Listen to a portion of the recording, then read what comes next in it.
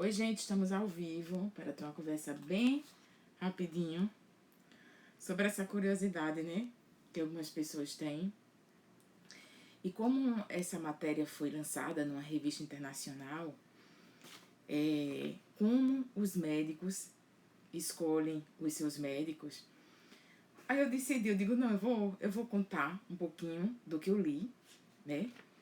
Desse levantamento que foi feito. E realmente tem muita coisa que é verdade. As pessoas sempre me perguntam no direct, sempre no WhatsApp. As minhas amigas me perguntam direto sobre indicação de médicos. Mas você já parava para pensar como é que o próprio médico escolhe o seu médico? Eu acho importante isso porque às vezes tem gente que não é da área e escolhe o seu médico porque viu ele numa revista, viu ele na seção de fotos de um jornal, ou viu até mesmo o Lattes. E não é assim que a gente escolhe um médico. Então, preste atenção. Primeira coisa que essa matéria trouxe sobre como os médicos escolhem seus médicos, e realmente é verdade, a jornalista colocou aqui: descubra o passado. Médicos sempre fazem isso. Então, não pensem que um médico vai colocar alguém, confiar alguém da sua família, sua mãe, seu filho, simplesmente porque saiu numa revista, sei lá, na Salada Magazine, ou numa revista de moda, ou simplesmente por causa do Lattes, de jeito nenhum. O médico, quando escolhe o seu médico, ele vai atrás de quem estudou com ele, vai atrás dos bastidores, como é o comportamento desse médico. Gente, técnica, todo mundo tem. Mas comportamentos não são iguais. Eu sempre digo isso. Inclusive, nós estávamos conversando sobre isso. Uma amiga minha estava em dúvida entre dois cirurgiões para o pai dela. E ela foi perguntar para vários médicos, inclusive para mim. Eu disse, olha, e todo mundo disse a mesma coisa que eu disse. Os dois têm técnica. Os dois têm muita experiência. Mas um tem um comportamento mais humano. É aquele tipo de médico que, se der algum problema ou fora dele, sempre vai dar assistência. Então, esses detalhes que a gente chama de humanização, né, é que fazem toda a diferença. As pessoas não sabem o que é humanização. Humanização não é colocar chupeta na boca do paciente, não é colocar o paciente no colo. Humanização é aquilo que eu digo sobre se importar com o paciente e ser sincero na relação médico-paciente. Tem muita gente que condena aquele personagem do Dr. House. Todos aqueles casos do Dr. House foram reais, todos reais. Mas você veja que o Dr. House, em nenhum momento, ele tenta ludibriar. Ele resolve o problema das pessoas. Então, as pessoas precisam de pessoas que resolvam o seu problema. Então, essa coisa de descubra o passado, eu já vi, gente. Uma vez eu estava no consultório e tem aquelas revistas de consultórios sobre os grandes médicos da cidade, né? E sai várias fotos. Aí tinha uma mulher do meu lado que disse, olha, anota o nome dessa médica, porque a foto dela era muito bonita e dizia que ela era especialista naquela área e tudo. E a pessoa foi e anotou para se consultar com aquela pessoa. Coincidentemente, eu estava do lado e aí eu fui dar uma olhadinha. A pessoa em questão, infelizmente, é uma pessoa realmente que tem uma competência técnica, mas como uma pessoa humana, infelizmente aquela pessoa não vale nada. Então veja o perigo que você corre vendo numa revista. Gente, látex também é uma coisa perigosa. Nem sempre, porque você tem um grande látex, você é uma pessoa, digamos, como é que eu posso dizer? Você é humana naquela área que você... Por exemplo, existe um neuro tem vários neuros famosos no Brasil. Um colega meu, daqui estuda comigo na faculdade, levou a mãe para esse neuro bem famoso, em uma outra cidade. E esse neuro eu sou fã de vários neuros. E também desse neuro, né? E aí, gente, o meu colega contou horrores. Além de você não vai acreditar, aquele neuro que você é fã, tratou super mal a minha mãe. E o pessoal da equipe dele detesta ele. Gente, assim, foi horror. Aí eu disse, gente, eu não acredito nisso. Aí se foi, Aline. Aí eu disse, meu Deus, eu fiquei assim, digamos assim, perplexa. E o látis do homem é uma coisa assim, perfeita. Então, assim, não leve em consideração essa coisa de látis. Uma vez eu tava, tem uma grande cirurgiã, a gente chama de fasectomia, mas é cirurgia de catarata, né? Pra quem tá me assistindo e não é da área. Ela é uma cirurgiã, assim, bárbara. Ela é uma pessoa atenciosa com os pacientes, ela dá assistência, ela tem uma técnica muito boa de fasectomia. E aí, depois de uma aula que ela deu, assim, de um congresso, uma aula num congresso, eu fui abrir o látis dela. Ela tinha visto, tem lá, né? Última vez que você viu o látis, há 10 anos. Então, assim, não tinha nada no látis dela. Então, para vocês verem, as pessoas confiam demais nele. Então, vocês verem que você não pode escolher o seu médico pelo látis. Às vezes a pessoa é muito competente e não tem um látis bom. Mas você tem que entender, procurar as pessoas que estudaram com aquela pessoa, as pessoas que trabalham com aquela pessoa, né? Médicos fazem isso, ligam para os colegas e dizem, rapaz, e fulano, como é? Então, primeira regra, descubra o passado, não olhe revistas e não olhe látis. Látis e revistas não dizem nada sobre a pessoa. E eu vou falar mais à frente, tem grandes obstetras aqui no meu estado, em que o látis deles, assim, não tem nada, mas pergunta para as pessoas como eles tratam as pacientes. Barbaramente, então as pessoas pagam fortunas para fazer o parto com esses obstetras e não tem nada no látis. Então, látis não quer dizer nada não.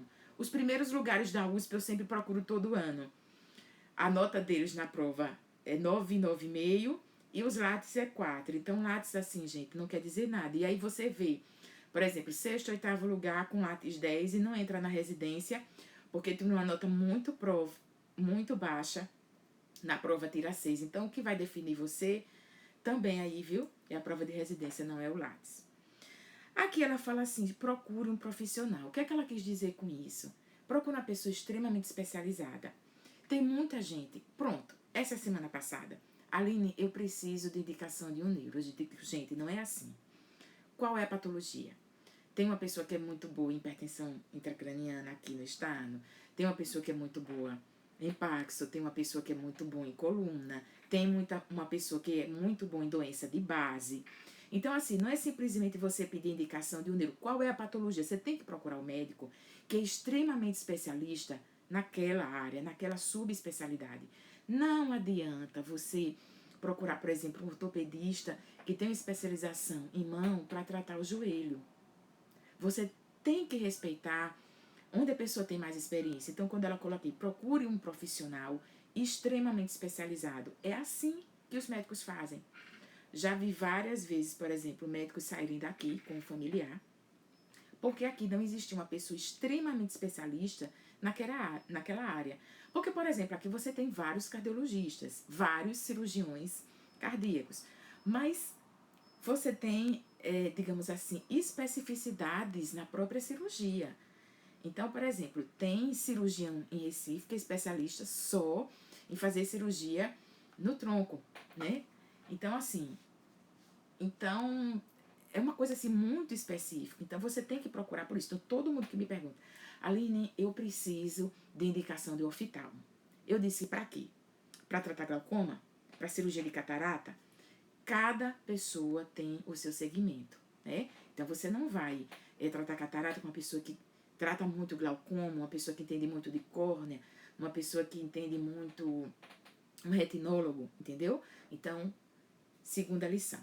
A terceira, preste atenção nos detalhes, né? Quando você vai para a consulta, você tem que prestar atenção. Técnica, todos os médicos têm, todos são bons, mas como é que ele te examina, ele presta atenção. Gente, eu abandonei uma vez o médico porque cheguei no consultório dele, ele não olhou para mim, não me examinou, em nenhum momento ele levantou o rosto do papel. Eu vou voltar para essa pessoa? Então você tem que prestar atenção nesse detalhe. Tem uma ginecologista obstetra muito famosa, eu acho que é Erika Martelli o nome dela. E ela é muito famosa, mas não é pelo número de seguidores, é pelo que ela é. As pessoas procuram ela, as pessoas contam isso, relatam que procuram ela, repare só, porque ela examina. Que elas disseram que já foram para várias ginecologistas e as pessoas não examinavam, as pessoas não conversavam com elas.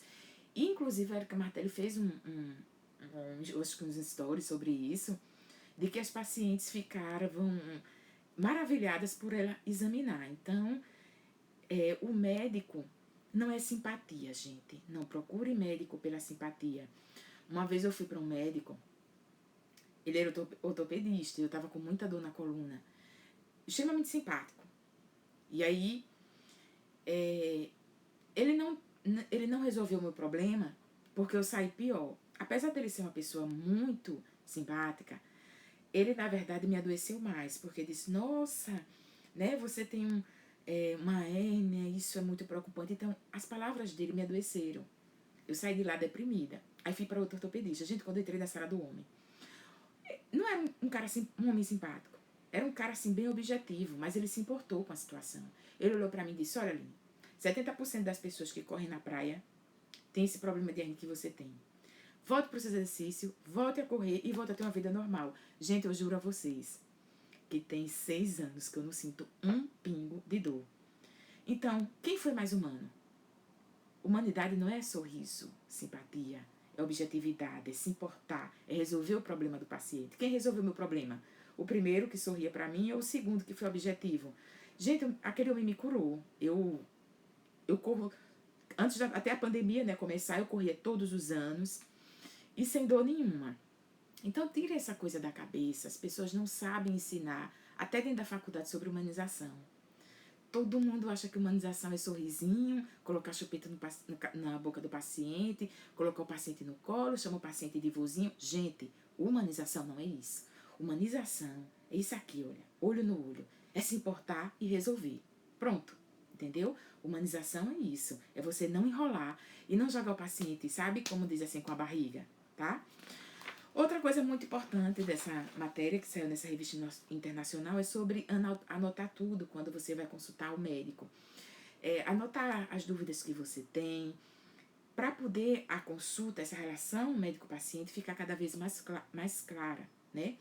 Então, também isso é um dos caminhos para você escolher melhor o médico que você, para a especialidade que você quer.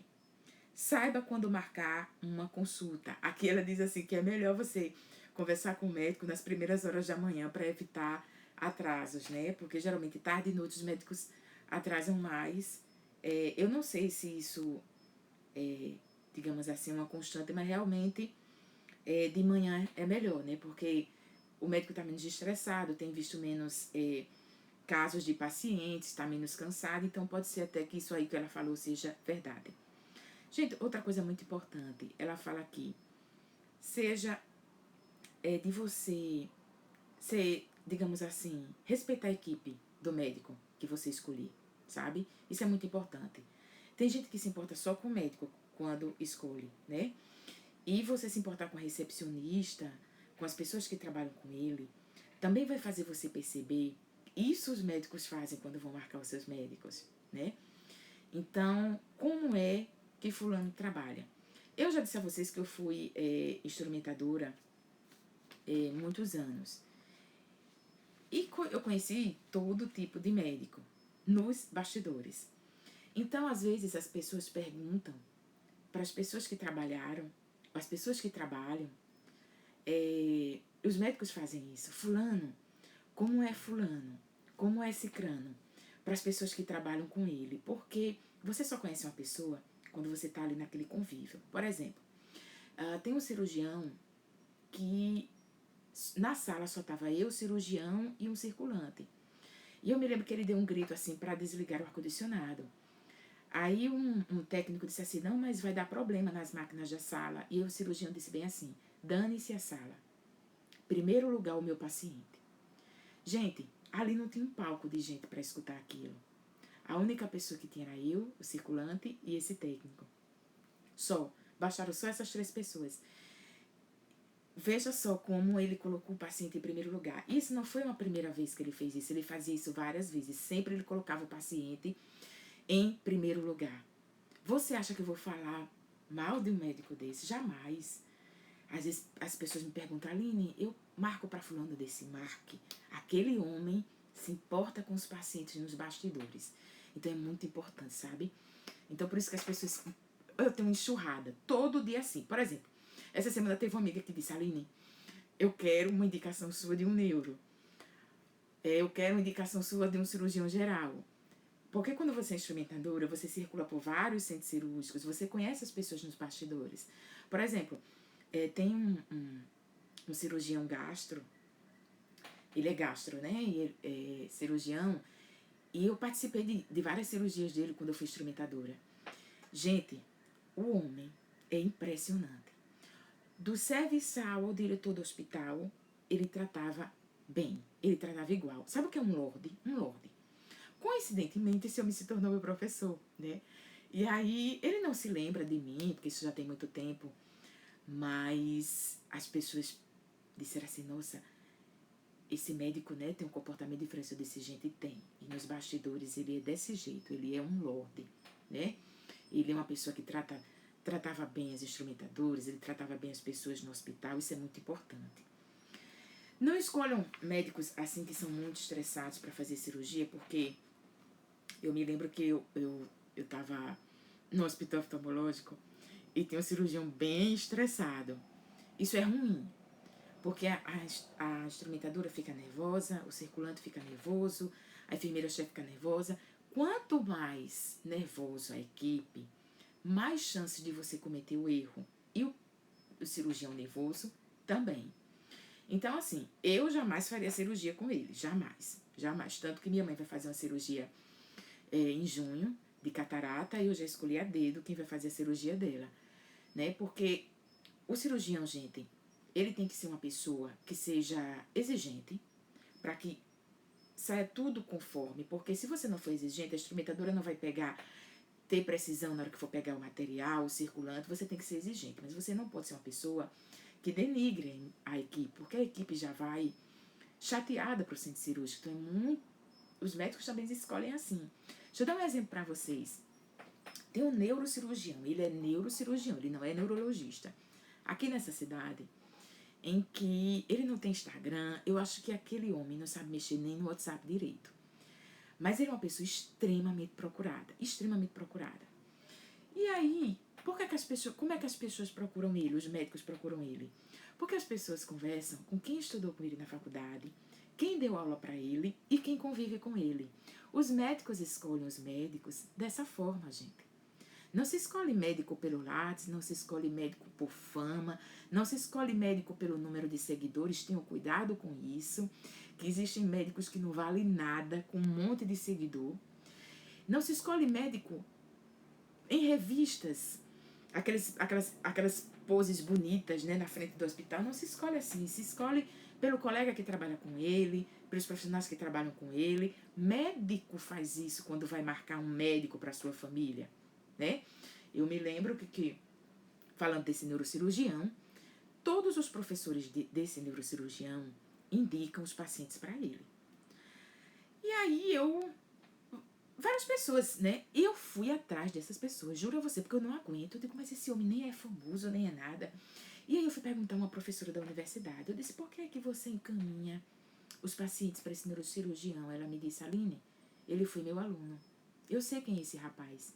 Eu sei do que ele é capaz e eu sei do que ele pode fazer. Ele era um aluno tão atencioso com os pacientes nas práticas que eu tinha certeza que no futuro ele seria atencioso. Aí eu fui atrás de um vascular. Cheguei lá no Arthur Ramos e eu sabia que esse vascular encaminhava muitos pacientes para esse neurocirurgião também. Aí eu disse, eu tenho curiosidade, por que você encaminha tanto paciente para esse neuro? Ele disse, Aline, eu estudei com ele. 6 anos você conhece uma pessoa. E uma coisa muito interessante que ele me disse, ele disse, Aline, você pode depois da faculdade mudar de opinião, seguir uma técnica que você não segue mais, seguir uma teoria que você não segue mais. Essas coisas a gente muda, porque a gente amadurece, mas o caráter é o mesmo. Aquilo que você é durante a faculdade, você vai carregar por toda a vida. Você é você para sempre. Você pode mudar as atitudes, mas o caráter, você se carrega, é isso que ele quis dizer. Ele disse, olha, você se carrega para sempre.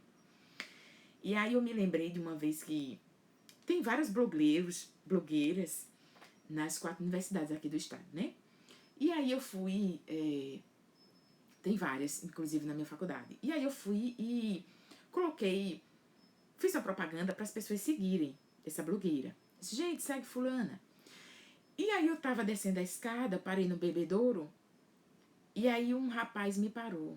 Eu disse, eu não vi que você colocou nos stories pra gente seguir fulana. Eu não vou seguir, viu? Mesmo você pedindo. Eu tomei aquele susto. Eu disse, por quê? Eu disse, porque ela é uma peste desde o cursinho. Aí eu tomei aquele susto, eu digo, poxa. Aí ele disse, Aline, ela não vai deixar de ser. Então, assim, por isso que eu sempre digo que o maior concorrente não é outro blogueiro, outro médico que atua com você. Por exemplo, tem vários otorrinos no Brasil inteiro. O seu maior concorrente não é outro otorrino. O seu maior concorrente é você mesmo. Porque é você quem se carrega o tempo todo, entendeu? Então, veja só o que são bastidores, né? Veja só o que é caráter, o que é carregar para sempre.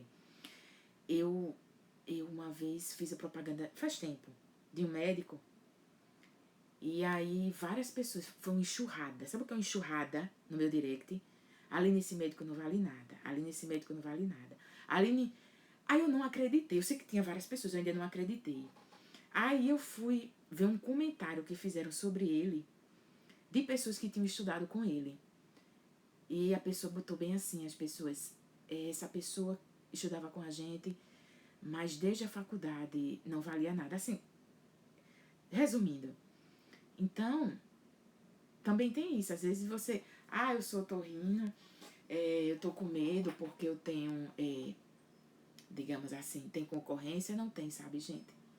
Se você não tinha caráter durante a faculdade, durante o cursinho, esse é o seu maior concorrente, é você mesmo, né? Veja o exemplo desse neurocirurgião.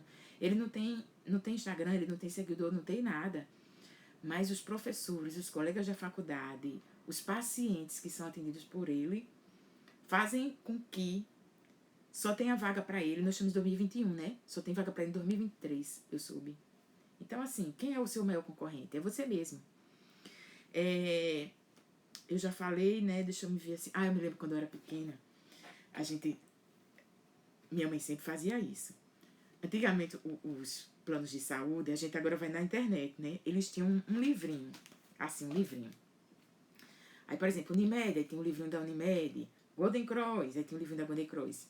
E aí minha mãe, toda vez que chegava o livrinho, aí sempre tinha novos médicos. Aí entregava pros meus tios, né? Aí foi o que aconteceu. Aí meu tio abria, pegava a caneta e circulava. Ele não falava mal. Isso também seria antiético. Não vá para fulano porque não presta. Não, ele nunca disse isso. Ele circulava as pessoas. Aí eu ficava curiosa. Tipo, por que você circula? Não, porque eu conheço esse. Esse aqui já operou comigo. Esse daqui foi meu aluno. Vários tinham sido aluno dele, sabe? E aí eu me lembro que tinha uma pessoa muito famosa que tinha saído na Salada Magazine e ele não tinha circulado. Aí eu disse, tio, e essa pessoa aqui? Ele disse, eu circulei, preste só atenção no que eu circulei. Mas ele não quis falar nada sobre aquela pessoa. Só que eu tinha visto que ela era uma pessoa muito famosa. Veja o perigo. Anos depois eu me tornei instrumentadora e eu participei da cirurgia dessa pessoa, porque é uma pessoa muito famosa.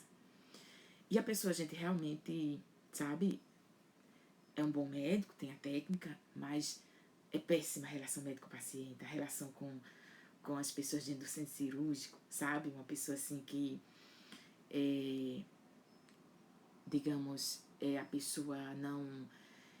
Como é que eu posso dizer? Não tem uma relação boa com os outros. E aí eu entendi o que o meu tio quis dizer, sabe? Não é só técnica, é a relação médico-paciente, é a relação com as outras pessoas que trabalham com ele, né? Então, médicos escolhem dessa forma. Deixa eu ver mais o que eu tinha anotado para você. Eu já tinha falado para você Eu acho que eu falei de tudo. De todas as pessoas dos exemplos que eu queria mostrar para vocês. Então era isso, gente. Não como os médicos escolhem seus médicos, é dessa forma. Eles procuram saber quem estudou com ele, quem trabalha com ele e como é a atitude dele. Não é Lattes. Eu conheço médicos bárbaros que o Lattes zero.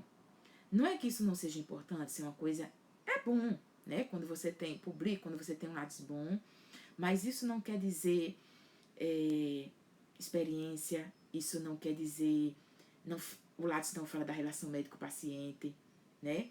Encontrei muitos Lattes bárbaros que não valem nada e pessoas que valem tudo e não tem Lattes. Então, médicos... A live era sobre isso, né? Como os médicos escolhem seus médicos. Não escolhem vendo em revistas, em outdoors ou pela fama. É a integridade, é o caráter, é aquilo que você é aquilo que você era na faculdade, é aquilo que você carrega por todo sempre, é como você trata o seu paciente. Então, médicos escolhem seus médicos indo atrás disso, né? Eles perguntam ao professor daquela pessoa, perguntam aos colegas daquela pessoa. Então, isso vale muito. Quando você vai atrás, por exemplo, dos instrumentadores, dos enfermeiros, dos biomédicos, dos farmacêuticos, de todo mundo que trabalha com aquele médico, a pessoa vai dizer, não, realmente fulana, né, tem uma relação boa com os pacientes, tem uma relação boa com os outros membros da equipe. Isso vai além da técnica. Sabe como é o nome disso? Virtude. Então vamos fechar com isso.